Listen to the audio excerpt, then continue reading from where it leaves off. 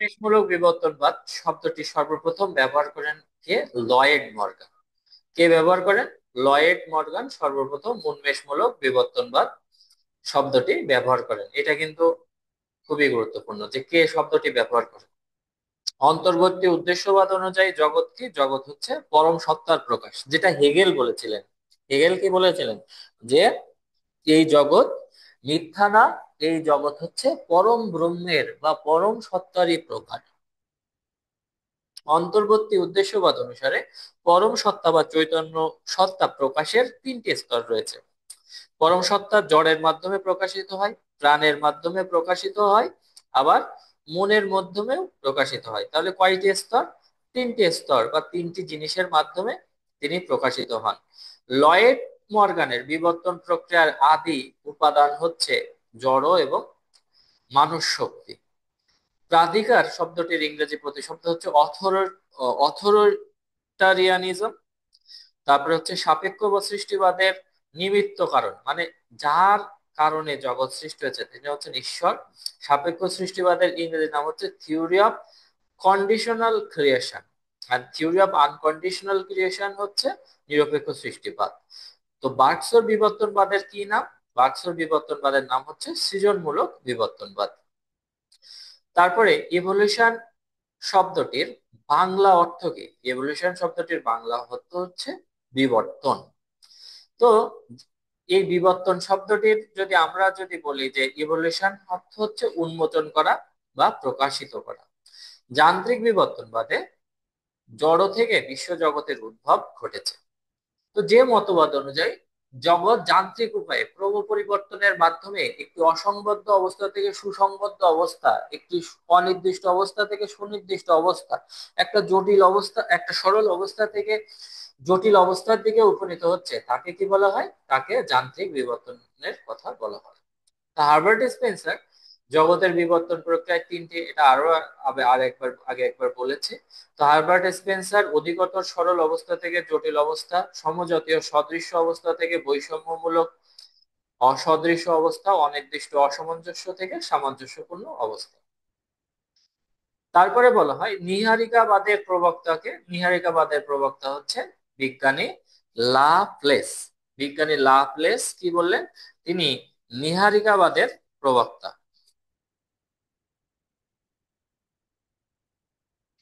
Darwin বিবর্তনবাদকে ব্যাখ্যা করেছিলেন origin of species এবং ডিসেন্ট অফ ম্যান, এই দুটি গ্রন্থে তিনি ব্যাখ্যা করেছিলেন। তো দর্শনে যান্ত্রিক বিবর্তনবাদটি মূলত দুই ধরনের মতবাদ পাওয়া যায়, একটা হচ্ছে ল্যামার্কের মতবাদ আর একটা হচ্ছে ডারউইনের মতবাদ। ল্যামার্ক এবং ডারউইনের যে যান্ত্রিক বিবর্তনবাদ সম্পর্কে এই দুই ধরনের মতবাদ পাওয়া যায়। তো ডারউইন আসলে জৈবিক মতবাদ দিয়েছিলেন, ডারউইন আর লাপ্লেস যান্ত্রিক মতবাদ দিয়েছিলেন। তো লাপ্লেসের যদি যান্ত্রিক বিবর্তনবাদ সম্পর্কে একটু বলি। আহ আহ, আচ্ছা, দর্শনে লামার্ক আর হচ্ছে ডারউইন। হার্বার্ট স্পেন্সারের মতে প্রাণ ও মনের জটিলতম রূপ হচ্ছে জড়। হার্বার্ট স্পেন্সারের মতে জগতের আদি উপাদান হচ্ছে উত্তপ্ত গ্যাসীয় পদার্থ। আর বাহ্য অতিবর্তী উদ্দেশ্যবাদকে, যে মতবাদ অনুসারে ঈশ্বর জগতের বাইরে থেকে জগৎকে নিয়ন্ত্রণ করেন, মানে এই জগতের যে পরিবর্তন, এই পরিবর্তনের পেছনে যে উদ্দেশ্য রয়েছে সেই উদ্দেশ্য জগতে না, জগতের বাইরে অবস্থিত, তাকে বলা হয় বাহ্য বা অতিবর্তী উদ্দেশ্যবাদ। সৃজনমূলক বিবর্তনবাদের ইংরেজি প্রতিশব্দ কি? সৃজনমূলক বিবর্তনবাদের ইংরেজি প্রতিশব্দ হচ্ছে থিওরি অফ ক্রিয়েটিভ ইভলিউশন। এখন যদি আমি তোমাদের বলি যে থিওরি অফ ক্রিয়েটিভ ইভলিউশন বা সৃজনমূলক বিবর্তনবাদের প্রবক্তাকে, বলো। হেনরি বার্গসন। হ্যাঁ, হেনরি বার্গস। তারপরে দেখো, ক্রিয়েটিভ ইভলিউশন শব্দটির অর্থ হচ্ছে সৃজনমূলক বিবর্তনবাদ। যে মতবাদ অনুসারে বিবর্তন প্রক্রিয়া যান্ত্রিক বা উদ্দেশ্যমূলক নয়, বরং স্বাধীন এবং সৃজনধর্মী, তাকে সৃজনমূলক বিবর্তনবাদ বলা হয়। তো হেনরি বার্গসের মতে বিবর্তন প্রক্রিয়া কেমন? বিবর্তন প্রক্রিয়া সম্পূর্ণরূপে সৃজনমূলক। এটা কিন্তু কোনো ধরনের কারোর কোনো অতিপ্রাকৃত কোনো সত্তার নিয়ন্ত্রণ নাই। কারণ নিয়ন্ত্রণ হলে যে জিনিসের মধ্যে নিয়ন্ত্রণ থাকবে সেখান থেকে সৃজনশীল বস্তু তৈরি হতে পারে না। সেজন্য বিবর্তন প্রক্রিয়াটার উপর কোনো কারোর কোনো পরম সত্তার কোনো নিয়ন্ত্রণ নাই, এবং কি ঘটবে সেটা আগে থেকে কেউ জানতে পারবে না, অজ্ঞাতপূর্ব। তো সৃজনমূলক বিবর্তনবাদের উদ্দেশ্য হচ্ছে সৃষ্টি। সৃজনমূলক বিবর্তনবাদে জগতের যে গতি, এই গতিশক্তির নাম দেওয়া হয়েছে এলান ভাইটাল। সৃজনমূলক বিবর্তনবাদে অনুসারে প্রাণ প্রবাহের কাজ হচ্ছে, এই যে প্রাণ প্রবাহ, এই প্রাণ প্রবাহ প্রতিনিয়ত নতুন নতুন জিনিস কি করছে, সৃষ্টি করছে। হেনরি বাক্স কোন দুটি মতবাদ সমালোচনার মধ্য দিয়ে গড়ে উঠেছে? হেনরি বাক্স যান্ত্রিক বিবর্তনবাদ এবং উদ্দেশ্যমূলক বিবর্তনবাদের সমালোচনার মধ্য দিয়ে তিনি তার সৃজনমূলক বিবর্তনবাদটি দিয়েছে।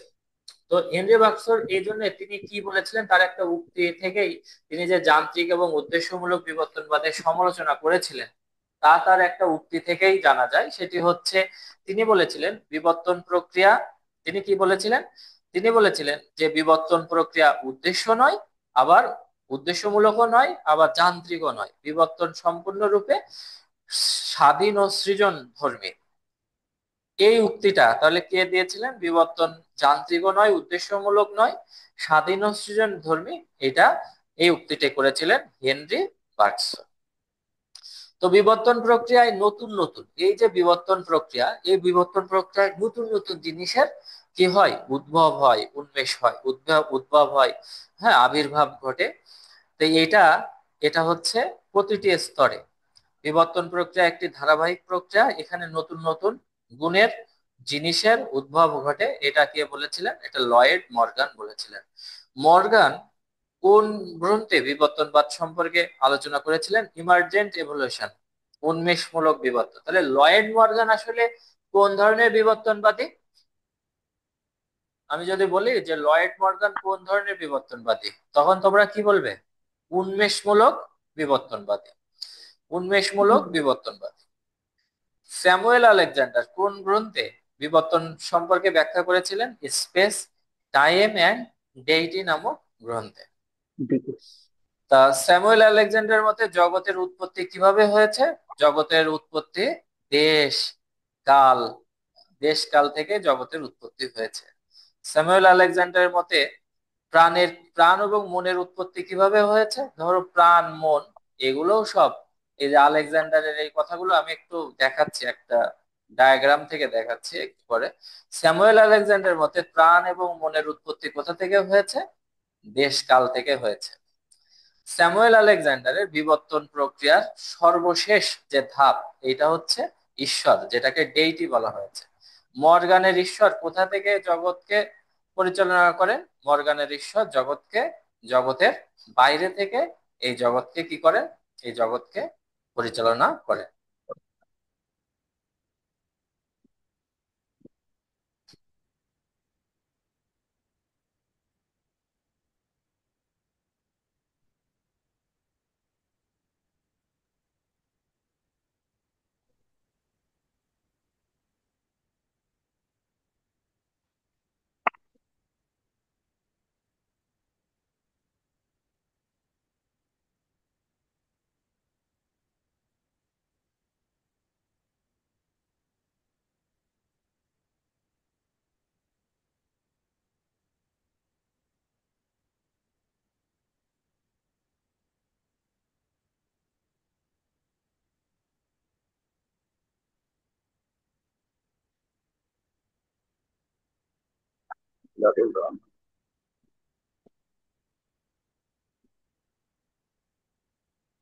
আচ্ছা, দেখো, আমরা এখানে যে যান্ত্রিক বিবর্তনবাদের কথা আমরা এখানে বলছি, যে যান্ত্রিক বিবর্তনবাদে মূলত দুটি রূপ আছে, হ্যাঁ। যান্ত্রিক বিবর্তনবাদ অনুসারে বিবর্তন প্রক্রিয়া কোনো উদ্দেশ্য দ্বারা নিয়ন্ত্রিত না, স্বনির্ভর গতিসম্পন্ন জড়ই একমাত্র জগতের সৃষ্টি। এটা অন্ধভাবে কি হচ্ছে, অন্ধভাবে এই জগৎটা তৈরি হয়েছে, এখানে কোনো অতিপ্রাকৃত শক্তি এটাতে কার্য করে না। তো যান্ত্রিক বিবর্তনবাদের কয়টি রূপ পাওয়া যায়? যান্ত্রিক বিবর্তনবাদের দুটি রূপ পাওয়া যায়, একটা হচ্ছে জড় জগৎ সম্পর্কীয় যান্ত্রিক বিবর্তনবাদ, আর একটা হচ্ছে প্রাণী জগৎ সম্পর্কীয় বিবর্তনবাদ। তো এখানে লাভলেস কিন্তু একজন যান্ত্রিক বিবর্তনবাদী। তিনি বললেন যে গ্রহ ও নক্ষত্র সৃষ্টির পূর্বে নীহারিকা নীহারিকা মণ্ডলে ছিল কোটি কোটি নক্ষত্র। এইসব নীহারিকা মণ্ডলে মহাশূন্যে অগ্নিময় দ্রুতিগতি সম্পন্ন বাষ্প ছিল। তো এগুলো আগুনের গোলা হিসেবে ছিল। এগুলো মহাশূন্যে উদ্দেশ্যহীন ভাবে বিচরণ করতো এবং আস্তে আস্তে সংকুচিত হয়ে এরা ঘনীভূত হয়ে কি করলো, নক্ষত্রের সৃষ্টি করে। আর এই নক্ষত্র থেকে সূর্যের সৃষ্টি হয়েছে। আর যখন নক্ষত্রগুলো সংকোচন এবং প্রসারণ হয়, তখন এই নক্ষত্রের কিছু অংশ খসে পড়ে আর তার ফলে সৃষ্টি হয় গ্রহের। আর এই গ্রহগুলো শীতল হয়ে মানুষের বসবাসের উপযোগী হয়েছে। এটা হচ্ছে লাপ্লাসের, এখানে কোনো অতিপ্রাকৃত সত্তার হস্তক্ষেপ ছিল না। হার্বার্ট স্পেন্সার বলেছেন জড় উপাদান থেকে সৌরজগতের উৎপত্তি হয়েছে, অগ্নিময় গ্যাসীয় পদার্থ ম্যাগাইট ধূলিকণা থেকে। আর এই জড় উপাদান অসংখ্য পরমাণু দ্বারা গঠিত ছিল এবং এই পরমাণুগুলো বিক্ষিপ্ত অবস্থায় ছিল। তারপর মাধ্যাকর্ষণ শক্তির কারণে নীহারিকা কেন্দ্রে ঘনীভূত হয়ে আস্তে আস্তে এই পরমাণুগুলোর গতির ফলে বিভিন্ন সৃষ্টি হয়েছে। আবার তাহলে একটা হচ্ছে দেখো জড় জগতের কিভাবে সৃষ্টি হয়েছে, যান্ত্রিক বিবর্তনবাদ। আর একটা মতবাদ হচ্ছে এই প্রাণী জগৎ, প্রাণের কিভাবে উদ্ভব হয়েছে। তো প্রাণী জগৎ উদ্ভব সম্পর্কে দুইজন মতবাদ দিয়েছেন, একটা হচ্ছে ল্যামার্ক আর একটা হচ্ছে চার্লস ডারউইন। তো ল্যামার্ক জীব জগতের জাতি প্রজাতি এক অভিন্ন উৎপত্তি স্থল, মানে একটা জাতি থেকে আস্তে আস্তে সেইগুলো ক্রম পরিবর্তনের ফলে, জৈবিক পরিবর্তনের ফলে এই জাগতিক বিভিন্ন বস্তুর সৃষ্টি হয়েছে। আদিতে জিরাফের লম্বা গলা ছিল না, কিন্তু দীর্ঘদিন উঁচু গাছের পাতা খেয়ে তার গলায় পরিবর্তন হয় এবং সেটা বংশ তার পরবর্তী বংশধরের নিকট মানে চলে গিয়েছে। আর ডারউইন তো অরিজিন অফ স্পেসিস এবং ডিসেন্ট অফ ম্যান নামক গ্রন্থে তিনি বিবর্তনবাদ সম্পর্কে, এখানে ডারউইন বিবর্তনে জীবন সংগ্রাম, আত্মবিবর্তনের মাধ্যমে বংশ বিস্তার এগুলো রয়েছে।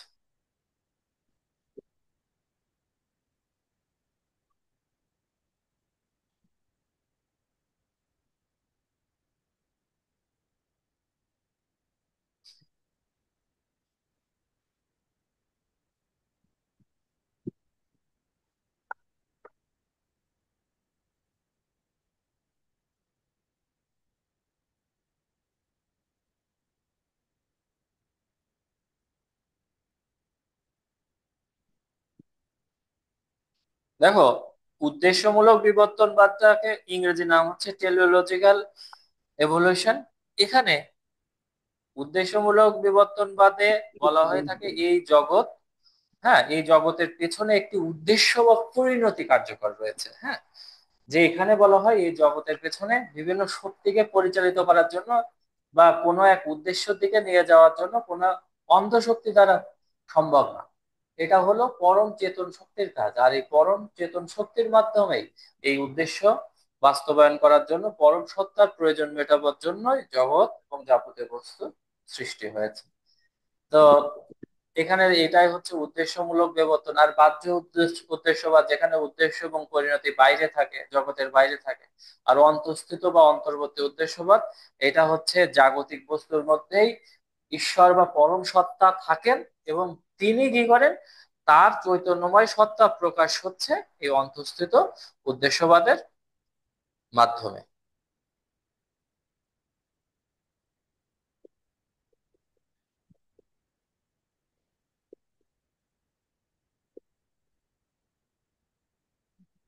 এবার উন্মেষমূলক বিবর্তনবাদটা সম্পর্কে একটু বলি। উন্মেষমূলক বিবর্তনবাদ হচ্ছে একটা জটিল বিবর্তনবাদ। এখানে বলা হয়ে থাকে যে এখানে জগতের বিবর্তন কার্যক্রমে প্রতিটি স্তরে নতুন নতুন সত্তা বা নতুন নতুন কি হয়, নতুন নতুন সত্তা বা নতুন নতুন গুণের উন্মেষ ঘটে। ধরো যে গুণটি আগে ছিল না, সেই গুণটি পরবর্তীতে ঘটে।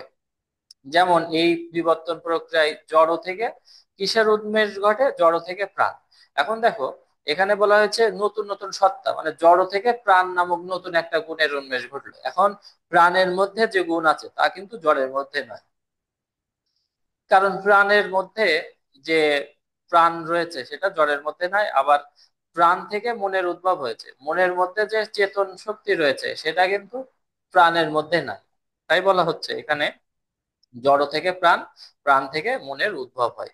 কিন্তু প্রতিটি জায়গায় আমরা দেখতে পাই যে মনের মধ্যে এমন একটা গুণ থাকে যা আমরা প্রাণের মধ্যে পাই না।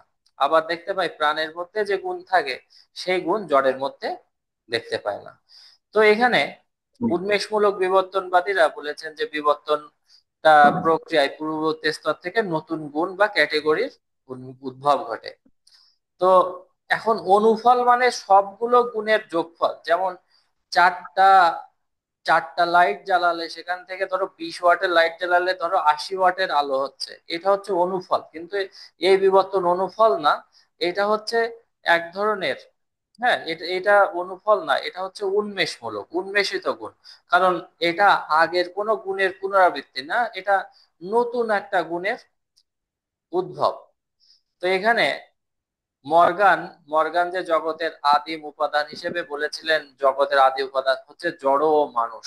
এই জড় এবং মানুষের উপাদানের সংমিশ্রণে কি হয়েছে, বস্তুর আবির্ভাব ঘটে। তো বিবর্তন প্রক্রিয়ার মূল যে শক্তি, কোন শক্তির মাধ্যমে নতুন নতুন সৃষ্টি তৈরি হয়েছে। বাক্স যেখানে বলেছিলেন প্রাণ প্রবাহ, কিন্তু মর্গান এই শক্তির নাম দিয়েছিলেন নেসাস।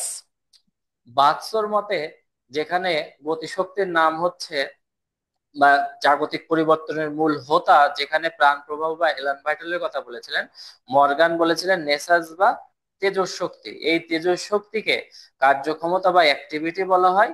একে কখনো কখনো মন বলা হয়, আবার কখনো ঈশ্বর বলেছেন।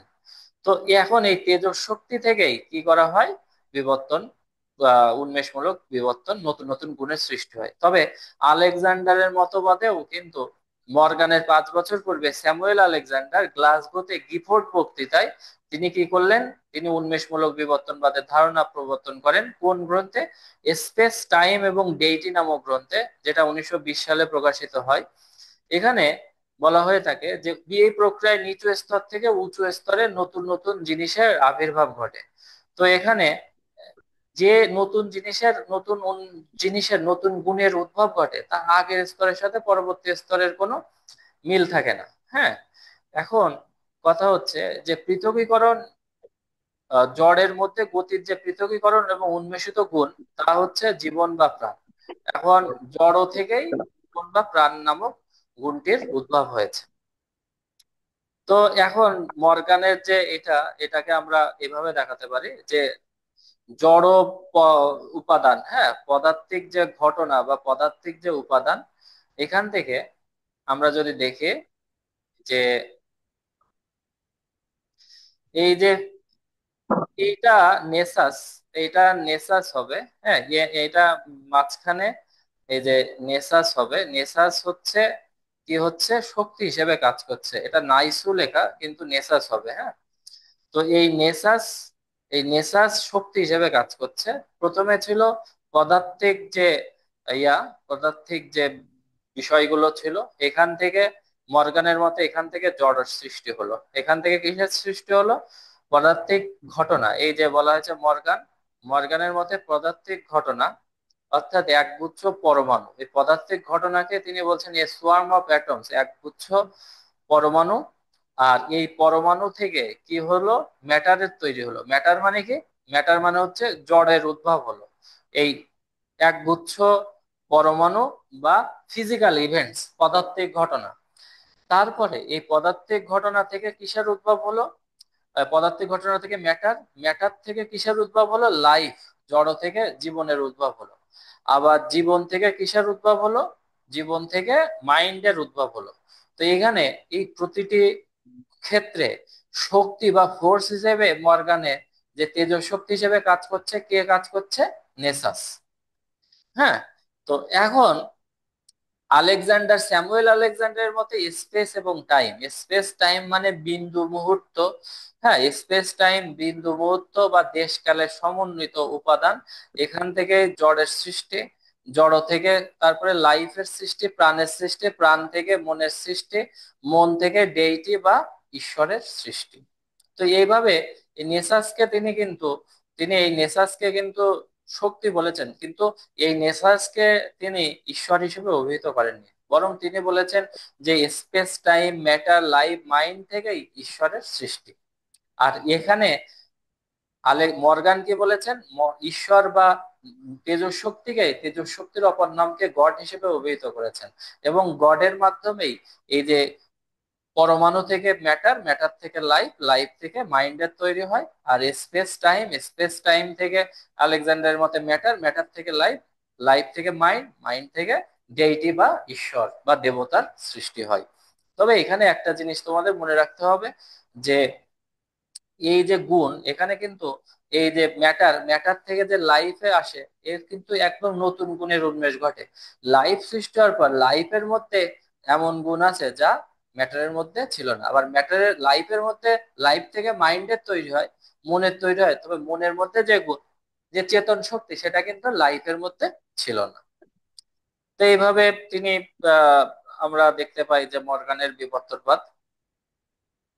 আর আরেকটা বিবর্তনবাদ রয়েছে, সেটা একটু দেখাই।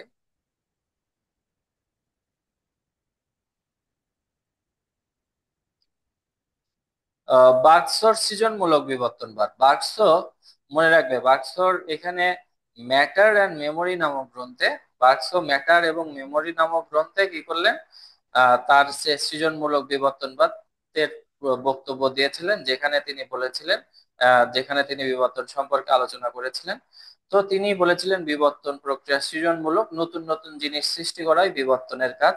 হিরাক্লিটাস যেভাবে পরিবর্তনকে জগতের মানদণ্ড হিসেবে গ্রহণ করেছিলেন, বার্কসও পরিবর্তনের মানদণ্ড হিসেবে অজড় জীবন প্রবাহকে গ্রহণ করেছিলেন। আর এই জীবন প্রবাহ কাজ কি, পুরাতন জিনিসের কোনো পুরো পুনরাবৃত্তি নেই, নতুন নতুন জিনিস সৃষ্টি করাই তার বিবর্তনের মূল কথা।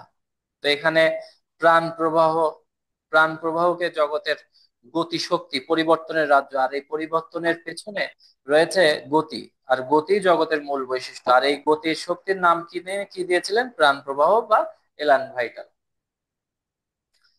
হ্যাঁ। তারপরে বার্কসের মতে যে এভলিউশন সত্যিকার অর্থেই মানে সৃজনশীল, like the work of an artist, একজন শিল্পীর মতো, অ্যান ইম্পালস টু অ্যাকশন, যেটা প্রেরণা থেকে কার্যে পরিণত হয়, অ্যান আনডিফাইন্ড ওয়ান্ট, যেখানে একটা অপূর্ণ চাওয়া, যেটা আগে থেকে মনের মধ্যে ছিল এবং যা সম্পন্ন না হওয়া পর্যন্ত এই কার্যক্রম পরিচালিত হতে থাকে। বিবর্তনের কার্যক্রম সৃষ্টির নেশা, সৃষ্টি করা মুক্ত প্রাণের নিজস্ব প্রাণ ও প্রেরণা থেকে বিবর্তন কি সৃষ্টি করে। তো বিবর্তনের কোন মতবাদ অনুযায়ী বিবর্তন যান্ত্রিকও নয়, উদ্দেশ্যমূলকও নয়, সেটা হচ্ছে সৃজনমূলক বিবর্তনবাদ অনুযায়ী। তো এখানে এইগুলোই তোমরা করবে।